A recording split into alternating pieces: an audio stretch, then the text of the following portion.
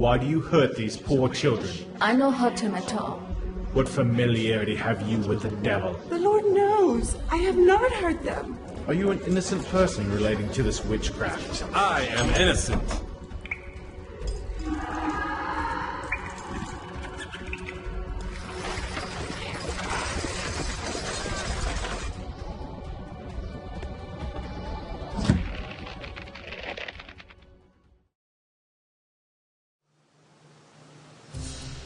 I'm a historian of American religious history, of Christianity primarily in America. I teach all of that in various ways, but for the most part I write about the 17th century here in New England and also in England. So I'm a transatlantic historian. Witchcraft, of course, goes back to Exodus. There's a sentence, don't let a witch live.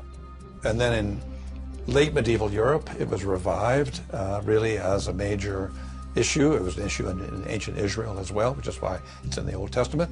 So the colonists were being perfectly ordinary, doing the ordinary, usual thing when they had their inquiries about who was a witch and who was not.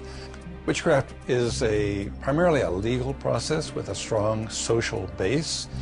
So the social base is that in villages, towns, these are very small communities in early New England, people insult each other, and you insult someone by calling that person a witch. I came to Salem, and I spent just about 3 weeks here, and did a lot of research. And there were records, that you can only read in Salem. So there were records of what were called the examinations, which were the pre-trial hearings, which are very full. I mean, it's wonderful that we have all those records. The questions that were being asked by the magistrate and the answers that the witch suspects were giving, and they actually make very dramatic reading. The magistrate is pressing Sarah Good. He's saying over and over again, do you not afflict these children? You see how they are afflicted. Have you not seen the devil? Have you not made a pact with the devil? And she kept saying, no, no. Then he said, how come these children are afflicted? And she says, there are others you brought here, too. Others are doing it. And you could just tell. I mean, she's grasping at straws. I mean, he will not believe her. So she tries to cast the blame on somebody else. But then she did herself no good by that, because the assumption would be if she knew who was afflicting the children, she must be a witch too.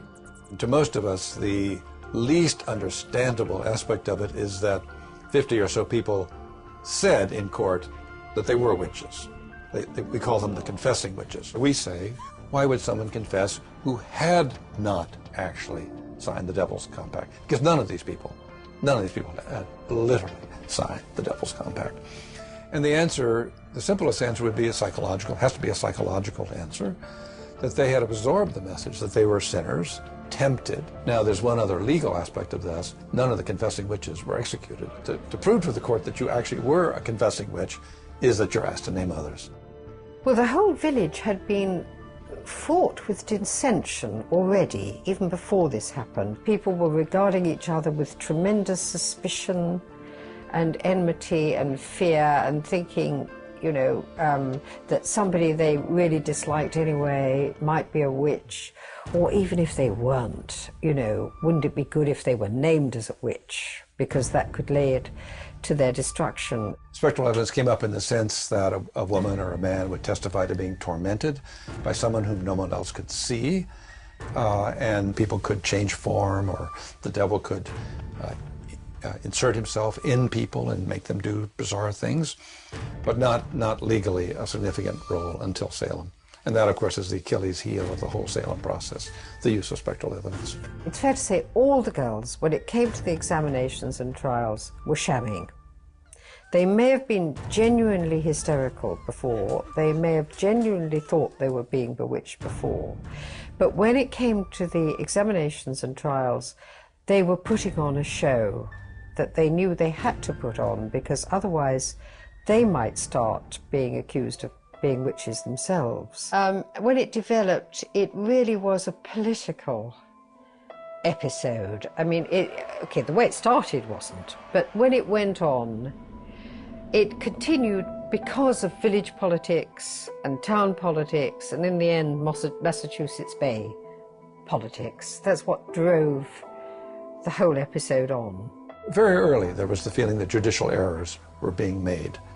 But how hard it was to stop this thing, I mean, that was the problem. Who had the courage to stand up and say, this is really a train that's run off the tracks? October is the last session of the court, and then the governor of Massachusetts suspends the court because he's aware something is not going correct. And then in January, the remaining prisoners are let loose. So it all, like, teetered to an end. I mean, there was no great statement from anybody saying this has all been the most dreadful mistake. We've executed 20 innocent people. What I hope people would learn is how witch hunts happen.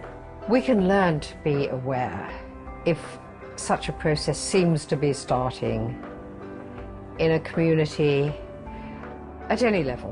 What it is about us that causes us to become fearful and suspicious and irrational in certain situations and end up causing terrible destruction.